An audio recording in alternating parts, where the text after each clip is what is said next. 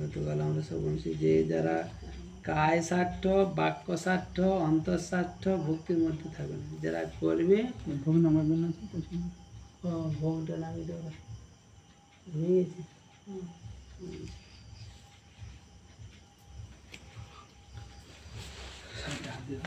সাইডে সাইডে নিচে নিচে নিচে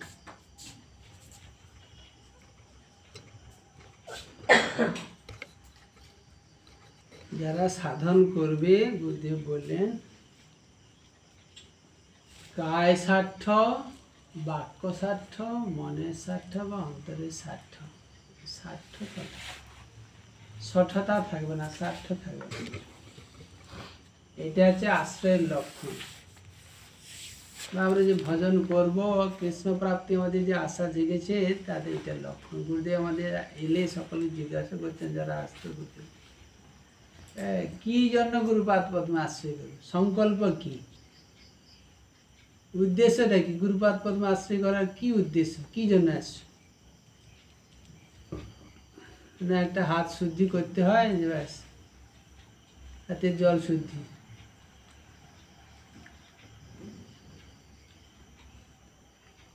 সেইটা দাঁড়িয়ে গেল। প্রভুপাদ বললেন খেয়া পারাপারের জন্য একটা নৌকা প্রয়োজন, বোট, সেই বোটকে আশ্রয় করলাম, ব্যাস আমাদের ওইটা খেয়া পারাপার করব।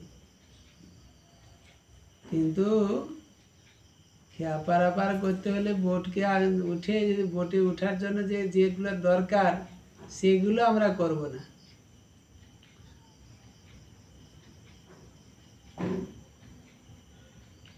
বিনা কড়িতে বিনা আমরা খেয়া পারাপার করব, এই আমাদের দিয়েছে। আচার্যদেব বললেন যে কামারকে ইস্পাত দেব না, অথচ খাঁটি ইস্পাতের আমার যন্ত্রটা চাই, অস্ত্রটা চাই, অথচ ইস্পাত দেব না। মানে কামারের কাছে গেলাম, আমি ইস্পাত লোহাটা দিলাম না, ইস্পাত দিলাম না, অথচ আমার খাঁটি লোহাটা দরকার হয়। মানে আত্মনিবেদন করব না, আর ভক্তিটা আমি নেবো, হয় কোনোদিন? এই যে গুরুবর্গের শিক্ষা, আমরা কি করছি তাহলে চিন্তা। সেই গুরুপাদ পদ্মা এসে আজকে বড় দুঃখের বিষয়, পরিতাপের বিষয় যে আমরা এত সব এরকম শিক্ষা পৃথিবীর কোনো মঠে, কোনো আশ্রমে এরকম ভজন শিক্ষা কেউ দেয়নি এই পর্যন্ত, আজ পর্যন্ত এখনো কোথাও পাওয়া যাবে না। অথচ এইখানে যেখানে অন্ধকার, সেখানে কেন? মূল কথা আমরা কৃষ্ণ চাই না, এটা হচ্ছে মূল কথা। শিক্ষা গ্রহণ করি না, যদিও চাই, প্রভুপাদের ভাষায় প্রভুপাদ এটা বুঝতে বলতে হচ্ছে মায়া মিশয়ে এসে ভগবান, কৃষ্ণও চাই আর মায়াও চাই। সাধু সঙ্গ করবো, অসৎসঙ্গ করবো, দুইটা কি হয়? গুরুদেবের সঙ্গ করব আর অসৎ তলে তলে অসতেও সঙ্গ করবো, তাহলে কি হবে? সাধু সঙ্গের ফল ফলবে? দুধও খাবো, তামাকও খাবো, ফল ফলবে না। সাধু সঙ্গের ফল ফলবে না, পরিষ্কার দেখা যাচ্ছে। সাধু সঙ্গের ফল ফলেন। অন্নবিলাস রেখে গুরুপাদ পদ্মের সঙ্গ করতে গিয়েছিলাম, তাদের কি গুরুপাদের সঙ্গ হয়েছে? হয়নি, ফল ফলেনি। অসৎসঙ্গ ত্যাগই বৈষ্ণব আচার। বৈষ্ণব আচারটা সদাচার বলতে কি না, অসৎসঙ্গ ত্যাগ। এটা আগে ত্যাগ করে তারপর সাধুসঙ্গ, নাহলে সাধুসঙ্গ হবে না, সাধুসঙ্গের ফল ফলবে না। সেটা ত্যাগ করে এসে সাধুর কাছে, এই জন্য হচ্ছে সঙ্গ ত্যাগ আর শতবৃত্তি। কেন হয়নি তার কারণ হচ্ছে এটা, গুরুপাদ পদ্মের যে প্রেম, সেবা, শিক্ষা, ভাব, ভজন কেন আমাদের হৃদয়ে সঞ্চারিত হয় না, তার মূল কারণ হচ্ছে এইটা। শাস্ত্র বলে দিয়েছেন এইটা। প্রভুপাদ বললেন জীবনে যদি কারোর কোনো একবার মাত্র কোনো প্রকার যে অসৎসঙ্গ হয়ে যায়, সে আর কোনো প্রকারে আর সাধু সঙ্গে ফিরে আসতে পারবে না, কোনোভাবে আসতে পারবে না সে। তাহলে কতটা খারাপ অসৎসঙ্গটা। কেন এত কথা বললেন, কেন এত সব বলছেন? ভাগবত এই জন্য তারস্বরে ঘোষণা করে বলছেন, তত দুঃসঙ্গ মুৎসৃজ্য সৎসু সজ্জিত বুদ্ধিমান সন্ত এবস ছিন্দন্তি মনোব্যয় সঙ্গ মুক্তি। আগে বলেন তত, আগে দুঃসঙ্গ, তত দুঃসঙ্গ উৎসৃজ্য, আগে দুঃসঙ্গ ত্যাগ করছে। সাধুর কাছে যে সম্পত্তি, প্রেম সম্পত্তি আছে, যে গুরুদেব যে বিপ্রলম্ব প্রেমের ভান্ডার নিয়ে এসেছিলেন, যে রসের ভান্ডার নিয়ে এসেছিলেন, ভান্ডারের কত কত কত উচ্চের কথা তিনি সবসময় বলতেন। তিনি কোনোদিন নিম্নের, এত নিচের কথা তিনি, রাধার দাসী লাভ করার জন্য তিনি এই শিক্ষা দান করার জন্য তার এই সেবা, এই তার আশ্রম। তিনি প্রথমে, আমরা যখন প্রথম আসি, তিনি বলছেন, আমার স্কুলে একটা ফেল মার্কা ছেলে থাকবে না যেন, আমি ওরকম স্কুলে ছাড়ি করবো না। অথচ সব ফেল, মানে যাবার সময় বলেন যে সব ফেল, একটা পাস নেই। অথচ তিনি বলছেন, আমার স্কুলে সব ছাত্র একদম পাস করে, একটাও ফেল মার্ক আমার স্কুলের ছাত্র না থাকে, আমি রাখবো না। কত বড় আশা! সেইভাবে তিনি শিক্ষা দিয়ে গেছিলেন,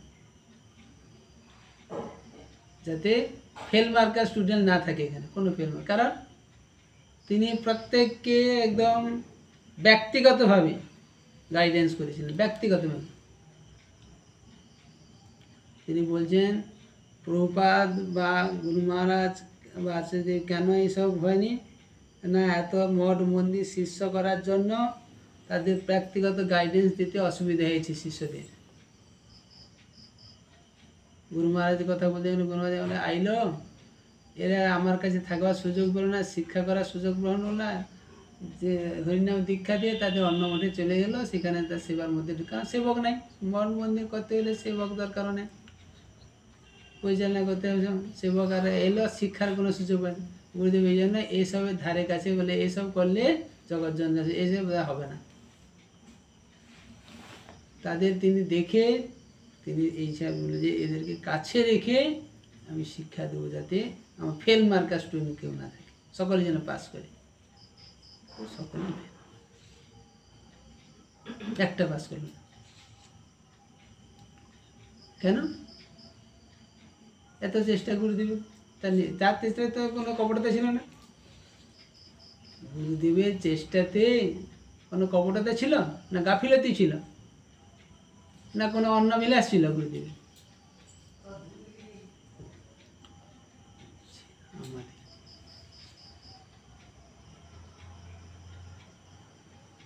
আমরা অসৎসঙ্গ ত্যাগ করে সাধুসঙ্গ করি। দু নৌকায় পা দিয়েছিল, যার জন্য সবগুলো ফেল না। দুই নৌকায় পা দিলে মরবে সব।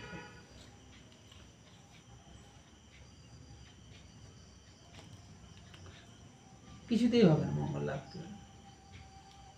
এই জন্য ভাগ বলছেন, বুদ্ধিমান ব্যক্তি যেন তত দুঃসঙ্গ বুৎসৃজ্য সুসজ্জিত বুদ্ধিমান সন্ত এবসে ছিন্নতি মনোব্যসন। যদি মনের আসক্তি ব্যসন যদি কারোর ছিন্ন করবার ইচ্ছা থাকে, মনের ব্যসন কি?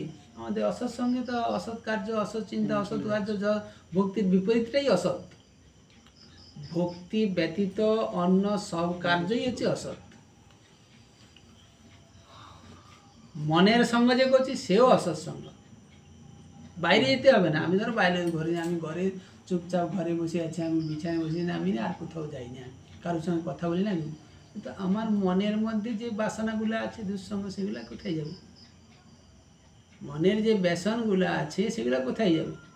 সেগুলো তো কোথায় যেতে হবে? সেটা পুরলা বিন্দুতে আমি যেখানে যদি বলছেন, যদি পর্বতের গহরে গুহায় গিয়ে যে বসো, সেখানে তো তুমি ওই তোমার দেহ মনের তো বাসনাগুলো তো নিয়ে যাবে, সেগুলো তো আর রেখে যাবে না এখানে। ওই জন্য সাধুর কাছে এলে, সংসার ছেড়ে এলে কি হবে সাধুর কাছে, কিন্তু সেগুলা তো পুরলা নিয়ে তো এসেছি, বাসনাগুলা নিয়ে, সেগুলা ছেড়ে তো আসিনি, সাধু সঙ্গ হবে। যেমন বাইরে দুঃসঙ্গ, অন্তরে দুঃসঙ্গ। এই জন্য কায় বাক্য মন, কায়ের দ্বারা দুঃসঙ্গ, বাক্যের দ্বারা দুঃসঙ্গ, মনের দ্বারা, অন্তরের দ্বারা দুঃসঙ্গ। মনের মধ্যে সমস্ত ত্যাগ করে, এই জন্য বুদ্ধি, ওই জন্য যারা বুদ্ধিমান বোঝেন, তারা ত্যাগ করে যদি সাধু সঙ্গ করে, সেই সাধু সঙ্গের ফল কি হবে? এই বিরহ অভাববোধ জাগবে। সঙ্গের ওইটা ফল। অভাববোধ বলতে কৃষ্ণ প্রাপ্তির অভাব, প্রথম তার কৃষ্ণ দর্শন করার আকাঙ্ক্ষা জাগবে, কৃষ্ণ প্রাপ্তির জন্য অভিলাষ জাগবে। বলতে বোঝা এই সাধু সঙ্গের ফলে কি জাগবে? তার প্রথম ওই যে 3টে অভিলাষ জাগবে। সাধু সঙ্গে কৃষ্ণ প্রাপ্তির অভিলাষ, তার সঙ্গে মিত্রতা বা সম্বন্ধ করার অভিলাষ, আর তার আনুকূল্য বা সেবা অভিলাষ। এইটা তার জাগ্রত হবে। অন্য বাসনা ছেড়ে জেগেছি কিনা দেখ, সাধুসঙ্গ হয়েছে, সাধুসঙ্গ যদি হয় তাহলে জেগে থাকে, আর যাবো ওই মিশ্র ভক্তির দ্বারা হবে না। এই জন্য এইগুলো স্বার্থ, আমাদের কায় স্বার্থ, বাক্য স্বার্থ, মন্ত্র স্বার্থ থাকার জন্য, মানে স্বার্থ মানে ওই ভিতরে এক বাইরে এক, ফল ফলবে না। দেহ মন ও বাক্য নিযুক্ত করতে ইতস্তত সংকোচ দ্বিধা ভাব থাকবে না। এই যে আমাদের এই যে সন্দেহ সংশয়, এটা করবো, গুরুদেব এটা বলছেন, এটা করলে হবে, করব না, না সে কাজটা করে এসি করবো, না সেটা করি, কত রকম চিন্তা ভাবনা, আমার এটা কত কাজ আছে, এটা কাজ, তারপরে করি, হবে না। এসব এদের জন্য ভজন নয়। ভগবানের সেবা জীবাত্মার সহজাত ধর্ম। সেই সহজাত ধর্ম ওই ফাঁকির দ্বারা বা সঠতার দ্বারা সেটা জাগ্রত হবে না, ওই বলছে। সুতরাং ফাঁকি দেওয়াটা ভক্তি নয়, ফাঁকি দিলে সেটা জাগবে না। আমরা গুরুদেবকে ফাঁকি দিয়েছি, ফাঁকি পড়েছি, সম্বন্ধ হয়নি, সেবা করেছি, নিষ্কট প্রীতি না করে সেবা করেছি, আত্মনিবেদন না করে শ্রবণ কীর্তন সেবা করেছি, কোনোটাই দুঃসঙ্গ ত্যাগ না করে আমরা শ্রবণ কীর্তন সে গুরুপাদ প্রথম কাছে এসেছি, এই জন্য কোনোটাই ফলদায়ী করেন, ফাঁকি করেছি। এই জন্য গুরুপাদ পদ্মে চলে গেলেও আমাদের কোনো অভাব বোধ হয়, কারণ আমাদের যেটা বস্তু সঙ্গ সেটা তো আমার আছেই আমার কাছে, এটা তো আমি পেয়ে যাচ্ছি। গুরুপাদ পদ্ম চলে গেলেও আমার যেটা, আমি যে সঙ্গের জন্য আমি তলে তলে আমার যেটা সঙ্গ ছিল, যার প্রতি প্রীতি ছিল, টান ছিল, অভাব বোধ ছিল, সেটা তো আমার পূরণ হয়ে যাচ্ছে। আমার কেন গুরুপাদ পদ্মের জন্য অভাব বোধ জাগবে? আমি না এটা না পেলে তখন আমার যে সেটা যে তার প্রতি শুধু থাকলে তখন অভাব বোধ জাগত। তখন কাহা যাই, তখন সেই তো গুরুপাদ পদ্মের দর্শনের জন্য গুরুদেব তার আদর্শ দিকে, গুরুপাদ পদ্ম দর্শনে তিনি কিভাবে তিনি ঘুরেছেন, কিভাবে তিনি গুরুপাদ পদ্মের সেবা শ্রবণ কীর্তন, তার কথা, তার শিক্ষা, তার আদর্শকে তিনি জীবনে যার যত অন্তরে অভাব বোধ যাবে, সঙ্গের ফলটা কি, সে তত বাইরে তার আচরণে সেই সব কথা প্রকাশিত হয়। তার দর্শন, তার অনুভব, তার শিক্ষা, তার আদর্শ, গুরুপাদ সমস্ত তার আচরণের মধ্যে তিনি প্রকাশিত, তার মধ্যে প্রকাশিত পূর্ণভাবে ভক্তি কেবল তার মধ্যে দিয়ে প্রকাশিত হয়েছে, তার আচরণ। কেন এটা হয়েছে না, তিনি গুরুপাদ পদকে নিষ্কপটভাবে এরকম হৃদয়ে ধারণ বরণ সর্বেন্দ্রে তিনি যে প্রাণ কোটি সর্বস্বরূপে তিনি গুরুপাদ পদ্মকে হৃদয়ে বরণ করেছিলেন, ধারণ করেছিলেন। এই জন্য তার সমস্ত আদর্শ, তার সমস্ত ভজন, তার সমস্ত শিক্ষা তার মধ্যে আচরণের মাধ্যমে, তার বাক্যের মাধ্যমে, তার বাণীর মাধ্যমে, তার সেবার মাধ্যমে, তার শিক্ষার মাধ্যমে, তার ভজনের মাধ্যমে প্রকাশিত হয়ে পড়েছে। তিনি আদর্শ, গুরুপাদ পদ্মের আদর্শ সেবক, আদর্শ শিক্ষা তিনি দান করেছেন। আমরা তো এই জায়গায়, এই জন্য তার অভাব, এখন সেইটাকে না পাওয়ার জন্য তিনি সেই অভাবে তিনি সেইটাকে পাচ্ছেন, নিরন্তর কীর্তন করছেন, নিরন্তর স্মরণ করছেন, নিরন্তর সেবাতে তিনি নিমজ্জিত আছেন। আমাদের নাই, আমাদের তো অন্য কার্য আছে। আমাদের তো এই সেটার দরকার নেই, অন্য তো চিন্তা আছে, অন্য সঙ্গ তো আমাদের এটা আগে থেকেই আছে বিয়ে, অতএব আমাদের কোনো ও চলে গেলেও কোনো অভাববোধ নেই, কোনো স্মৃতি না থাকলে কোনো আমাদের ব্যস্ততা নেই, ব্যগ্রতা নাই, হলো হলো না হলে নেই। এরকমভাবে হরিবাজ, এটা হরিবাজ, এই ফাঁকি দিয়ে ভগবানকে পাওয়া যায়। ভক্তিকে যারা কষ্টসাধ্য মনে করে তাদের শ্রবণ বা ভক্তি সহকৈতবা। আমাদের তো এই সেবা করতে কষ্ট, শ্রবণ কীর্তন করতে কষ্ট, হরিনাম করতে কষ্ট, ভজন কার্য করতে কষ্ট, কিন্তু যেটার প্রতি আমাদের টান আছে প্রীতি, সেটা তাকেই কষ্ট বোধ হয় না। তার জন্য যত চেষ্টা করতে হয় তার আমরা চেষ্টা করি। সেই অভাবটা পুরো এই জগতে যদি কারোর যেটার অভাব থাকে সেই অভাবটা পূরণের জন্য সে লোককে ফাঁকি দিতে হোক, কপটতা করতে হোক, মিথ্যা কথা বলতে হোক, অন্যদিকে যেতে হোক, সেটা সে যেভাবেও সে পূরণ করে নেয়। এই গুরুপাদ পদ্মে সেবার বেলা কাই তার কথা শিক্ষার বেলা তার আদর্শ সেবা ভজন বসি প্রেম প্রাপ্তি বেলা কাই সেরকম আমাদের অদম্য উৎসাহ চেষ্টা কাই অধ্যবসায় থাকে না তো কাই, কারণ সেটা আমাদের কি অভিলাষের মধ্যে পড়েনি সেটা, এই জন্য সেটা এই সব সকইতে বা ভক্তি, এই ভক্তির ফল দেখুন সেখানে শ্রবণ, সেখানে আবৃত শ্রবণটা, সে শ্রবণ করছি কিন্তু আবৃত, কীর্তন করছি কিন্তু আবৃত হয়ে করছি, ভক্তিকে আবরণ ঢাকা দিয়ে শ্রবণ কীর্তন করছি। ওই যে জ্ঞান কর্মাদি আবৃত, অনাবৃত নয়, আবৃত, অন্নাবিলাস দ্বারা আবৃত, শূন্য নেই। এই জন্য সমস্ত ওই যে সেখানে সব কিছু আবৃত হয়ে যাচ্ছে। সুতরাং সেবায় অনাদর করে, সেবায় ফাঁকি দিয়ে বা সেবা উপকরণের প্রতি অনাদর করে যে শ্রবণ কীর্তন, তাকে বলো কপটতা মাত্র, তা ভক্তি নয়। গুরুপাদ পদ্ম আমাদের এত করে ধরিয়ে দিলেও আমাদের চেতন খুলে, তিনি তো বলে দিচ্ছেন প্রতি মুহূর্তে, তিনি এইসব উপদেশের মাধ্যমে, হরিকথার মাধ্যমে, সেবার মাধ্যমে, শিক্ষার মাধ্যমে, নিজের আচরণের মাধ্যমে কিন্তু প্রতি মুহূর্তে ধরিয়ে দিচ্ছেন। কিন্তু ধরিয়ে দিলে কি হবে, আমাদের তো ফাঁকি দিবার হবে। গুরু মহারাজ বলছেন যে আমার সামনেটা বেশ চকচকে করে ঝাড়ু দিবে, একটু ধুলা যেন নাই, কিন্তু পিছনটা সেখানে ময়লা, তার মানে পরিষ্কার হয়ে যাবে, তার সেবাতে ফাঁকি আছে। হ্যাঁ, তার সেবাতে ফাঁকি আছে, কপটতা আছে, ফাঁকি মানে কপটতা আছে। সেরকম গুরুপাদ পদ্মের কাছে এসে আমরাও সেরকম আনুগত গুরুদেব বলছেন সেটা করে দিলাম, কিন্তু ভিতরে আমার তো অন্যদিকে চিন্তা, অন্য টান আছে, অন্য বুঝতে হবে না, ফল ফলে না, দেখে বাস্তবে ফল ফল, এই যে কপটতার দ্বারা ভক্তি লাভ করা যাবে না, বা ফাঁকি দিয়ে ভগবান পেয়ে যাবে তা হবে না।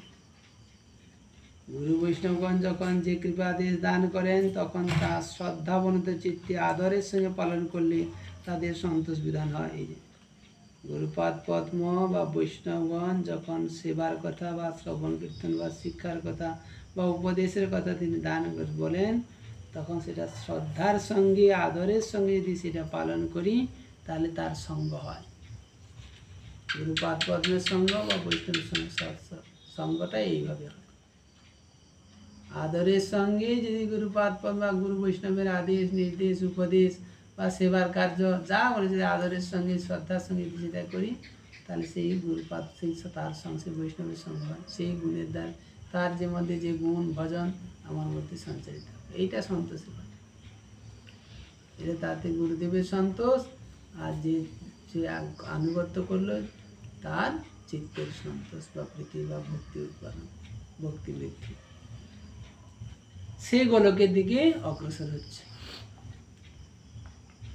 গুরুদেব তো সব কিছু বলে দেবে। এইটাই হচ্ছে ভক্তি, যে হরিগুরু বৈষ্ণবের সন্তোষ বিধানেই ভক্তি। অতএব আমরা নিষ্কপটে কেবল আত্মমঙ্গলকামী হয়ে সর্বক্ষণ হরিগুরু বৈষ্ণব সেবা শ্রবণ কীর্তন করার জন্য তাদের শ্রীপাদ পদ্মে সকাতার প্রার্থনা জানাবো। যাদের এই বৃত্তি এসে তাদের অন্তরে অভাব বোঝা, যারা এরকম নিষ্কপট সেবা করার যাদের বৃত্তি জেগেছে, ভজন করার বৃত্তি জেগেছে, তাদেরই প্রকৃত মঙ্গল লাভ বা ভজন হয়, তাদেরই গুরুপাদ যখন চলে যান তখন গুরুপাদ পদ্মের অদর্শন। এখানে থাকতে থাকতে অদর্শন বের হয়ে যাবে, আর চলে গেলে তার কথা না। এটাই হচ্ছে আমাদের আত্মমঙ্গল লাভের একমাত্র উপায়। মঙ্গল লাভের এইটা আছে পন্থা, এটা উপায়। তাহলে গুরুপাদ পদ্মের কাছে এসে যদি অমঙ্গলেই বরণ করলাম, তাহলে গুরুপাদ পদ্মে আসা থেকে না আসাটাই ভালো ছিল। এরকম তো অপরাধে হতো না, এরকম অমঙ্গল বরণ করতে হতো না। ধামে এসে এমন মহাজনের কাছে এসে এরকম বিগ্রহ সেবা শ্রবণ কীর্তন সুযোগ পেয়ে তাহলে কী লাভ হলো? অমঙ্গলে যদি লাভ হলো। বুঝতে পারি যতক্ষণ আমাদের অহংকার থাকে, যতক্ষণ আমাদের অভিমান থাকে, যতক্ষণ আমাদের নিজের স্বার্থ থাকে, ততক্ষণ এইসব গুরুপাদ পদ্মের বাণী বা শাস্ত্র বাণী আমাদের কি চেতন বৃত্তিকে জাগ্রত করায় না, আবৃত করে রাখে, বুঝতে দেয় না, অনুভব হয় না। যে আমরা যে অমঙ্গল বরণ করছি এটা বুঝতে পারি না।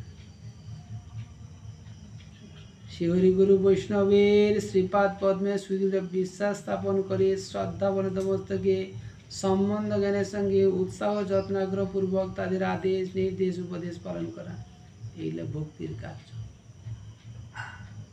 যদি আত্মমঙ্গল লাভ করতে চাই তাহলে কি করতে হবে না, হরি গুরু বৈষ্ণব এই যে শ্রদ্ধা, এটা খুব কঠিন। হয়তো হরি গুরুর কাছে হয়তো সুদৃঢ়তা বিষয় নেই, কিছুটা বিশ্বাস বা শ্রদ্ধা থাকে, কিন্তু বৈষ্ণবের কাছে তো শ্রদ্ধা থাকাটা খুব কঠিন।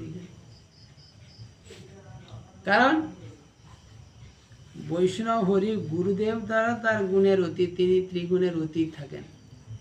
তার মধ্যে গুণজাত গুণ অর্থাৎ 70তম গুণজাত বিক্রিয়া বা কথা বা ক্রিয়া প্রকাশিত হয় না। কিন্তু বৈষ্ণব তো এখনও গুণজাতর মধ্যে আছে, ভজন করলেও এখনও গুণজাত মধ্যে তিনি আছেন, ত্রিগুণকে অতিক্রম করে তিনি এখনও যাননি।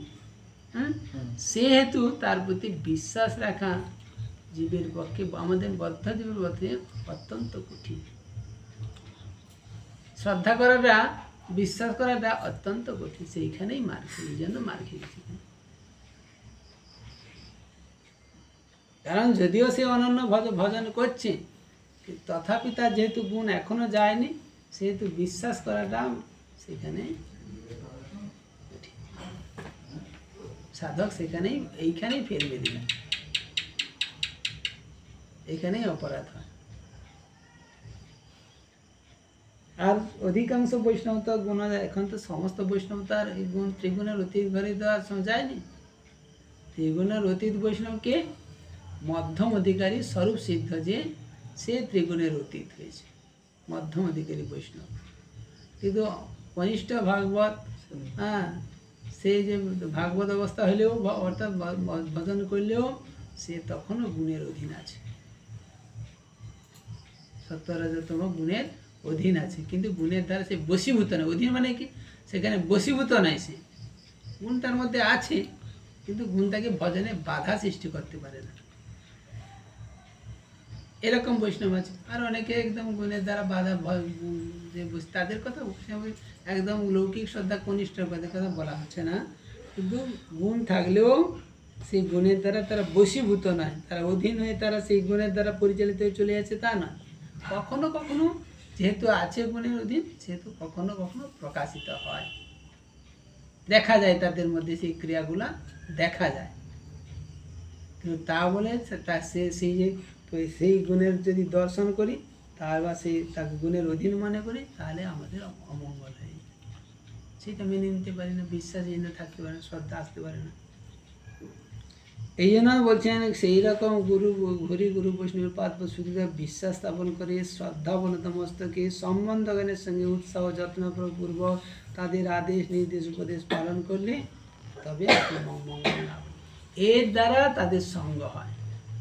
এইরকম, এই জন্য বললেন রূপ গোস্বামী পাদ মুক্ত শ্রেণীতে স্বজাতীয় আশয় স্নিগ্ধ সাধু সঙ্গ সতু, সঙ্গ যদি করতে হয় ওই যে আদেশ উপদেশ নির্দেশ এইসব যে পালন করতে সুদৃঢ় বিশ্বাস শ্রদ্ধা স্মৃতি করতে হবে, কাজ কার করতে হবে এরকম না, স্বজাতীয় আছে স্নিগ্ধ সাধু সঙ্গ, তাতে মঙ্গল হবে। এটা কি করে নির্বাচন করবে না, এটা নিজে যদি না পারা যায়, গুরুপাদ পদ যদি প্রকট থাকে তাহলে সেটা সুবিধা। গুরুপাদ পদ্ম প্রকট থাকলে গুরুপাদ পদ্মের আদেশে নির্দেশে সব, তার অন্য কোনো সঙ্গ প্রয়োজন হয় না, তখন গুরুদেবের সঙ্গের দ্বারা তো হয়। যদি কোনো প্রয়োজন হয় যেখানে গুরুপাদ পদ্ম অবস্থান করেন না বা তার সঙ্গ পাওয়া যায় না, সেখানে গুরুপাদ পদ্মের নির্দেশে তার উপদেশে সেরকম যদি কোনো সজাতে আসে স্নিগ্ধ সাধু সঙ্গ পাওয়া যায়, তার সঙ্গে তারা ভজনে উন্নতি লাভ করা। হরিকথা শ্রবণে কীর্তনে ও সেবা কাজে আমাদের আন্তরিক শ্রদ্ধা, দৃঢ় নিষ্ঠা, অনুরাগ, প্রীতি দেখলে শ্রী গুরুপাদ পদ্ম তদনুগ বৈষ্ণবগণ পরম প্রীতি লাভ করতেন। গুরুদেবের প্রীতি হলে, গুরুদেবের যদি সন্তোষ হয় তাহলে তো আমাদের ভজন হবে। গুরুপাদ পদ্মে যদি কেউ সন্তোষ করতে পারে, তার প্রীতি বিধান করতে পারে, প্রীতি অর্জন করতে পারে, তার সিদ্ধি লাভের পথে যে বাধা সে অপসারিত হয়ে যায়। তাদের প্রীতি হলে, সন্তোষ হলে আমাদের আত্মমঙ্গল সুনিশ্চিত। এটাই আত্মমঙ্গলের একমাত্র উপায়। যদি কোনো প্রকার ব্যতিক্রম অর্থাৎ গুরু বৈষ্ণবের সন্তোষ বিধান, প্রীতি বিধান না হয়, তাহলে কখনো আমাদের মঙ্গল লাভ হতে পারে না, কখনো আমাদের ভজনে উন্নতি যেতে পারে। যেখানে গুরু বৈষ্ণবের অসন্তোষ, অপ্রীতি, সেখানে অপরাধ, সেখানে ভজনের উন্নতি নয়, ভজনের অবনতি, অধঃপতন। এই জন্য এইখানেই সব জীব হচ্ছে জীবের, বদ্ধ জীবের এইখানেই অসুবিধা। সেই গুরুপাদ পদ্মের কাছে এসে এই জন্য অমঙ্গলের গর্তে পড়ে যেতে হয়। যদি কেউ সাধক যদি সতর্কতা অবলম্বন না করে গুরুপাদ পদ্মের অনুগমন বা তার আদেশ নির্দেশ উপদেশ মেনে জীবন গঠন করতে না পেরে সে অমঙ্গলের গর্তে পড়বেই পড়বে। তাকে কেউ রক্ষা করতে পারবে না, কারণ তার রক্ষা করতে গুরুপাদ পদ্ম, সে তো গুরুপাদ পদ্মের অনুগমন ছেড়ে দিল, তা আর কে রক্ষা করবে? আর কেউ তো রক্ষা, তার এই জগতে গুরুপাদ পদ্ম একমাত্রই নিষ্কপট নিঃস্বার্থ বন্ধু। সকলের স্বার্থ থাকে, কিন্তু গুরুপাদ পদ্ম তার শিষ্যের শিষ্য বাৎসল্যিত, তার কোনো নিঃস্ব স্বার্থ। কেন? যার তার কথা বলছে কেন না, শিষ্যের মঙ্গল বিধানেই তার একমাত্র কার্য। শিষ্যের মঙ্গল বিধানেই গুরুদেবের একমাত্র কার্য, এইটাই তার একমাত্র স্বার্থ। শিষ্যের কোনো অমঙ্গল হোক, শিষ্য কোনো গুরু এটা চাইবে না। যে গুরু এটা চায় সে গুরু নয়, সে অগুরু।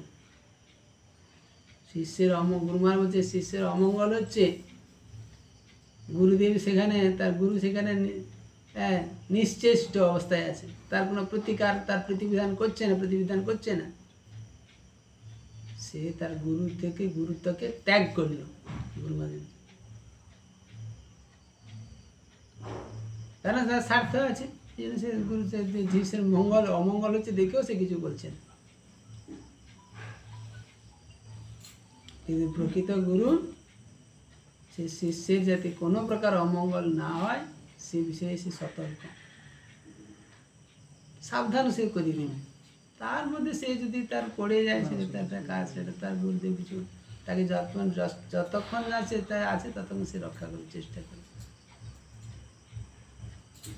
কারণ তার কোনো স্বার্থ নেই একটা জীবকে, কারণ তিনি এসেছেন ভগবত নির্দেশে প্রত্যেকটা জীবকে কৃষ্ণপাদ পদ্মে ধুয়ে মুছে পরিষ্কার করে তার সেবায় নিযুক্ত করার জন্য, তাকে সেভাবে তৈরি করে নিয়ে যাওয়ার জন্য গুরু ভগবানের কাছ থেকে তিনি সেই অ্যাপয়েন্টমেন্টটা নিয়ে তিনি এসেছেন। এই কার্যের জন্য তিনি এসেছেন, তার অন্য কোনো স্বার্থ তিনি এখানে আসেননি। তিনি এই স্বার্থ সিদ্ধির জন্য এই ভগবানের এই কার্য, এই সেবার দায়িত্ব তিনি নিয়েই তিনি এসেছেন। তাকে এই দায়িত্ব দিয়ে ভগবান পাঠিয়েছেন। এই জন্য শিষ্যের কোনো প্রকার অমঙ্গল হোক এটা তিনি আদৌ চান না। এই জন্য গুরুপাদ পদ্ম নিঃস্বার্থ বান্ধব প্রকৃত এই জগতে। সেই গুরুপাদ পর্যায়ে যদি আদেশ নির্দেশ উপর যে মানতে পারবে না, তাকে কেউ রক্ষা করতে, ভগবানও তার মঙ্গল বিধান করতে পারবে। এটাই আমি যদি কোনো প্রকার ব্যতিক্রম এই যে বলছেন বা গুরু বৈষ্ণবের সন্তোষ বিধান প্রীতি বিধান না হয়, তাহলে কখনো আমাদের মঙ্গল লাভ হতে পারে না, কখনো আমাদের ভজনে উন্নতি সাধন হবে না। একমাত্র সম্বন্ধমান শিষ্যেরই আত্মমঙ্গল হয়। এই জন্য সম্বন্ধের উপর গুরুদেব জোর দিয়েছেন। সম্বন্ধটা সবচেয়ে বড় কথা। সম্বন্ধ যে সম্বন্ধ করেছে, সে তার লক্ষণ কি, সে সর্বতভাবে অন্য সঙ্গ পরিত্যাগ করে দিয়েছে।